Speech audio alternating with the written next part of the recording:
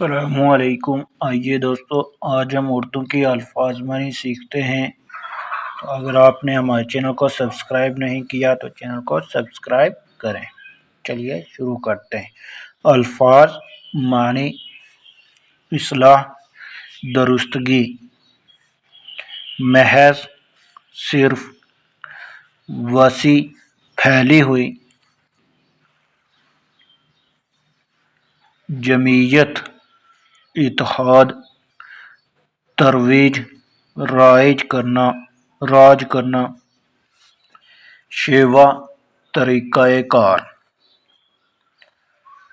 غلبہ، تسلط، عمل دخل، مداخلت کرنا، سر بلندی، عظمت، فروغ دیا، ترقی دی، نفاق، جگرے، مستحکم، مضبوط، ولولہ، جذبہ۔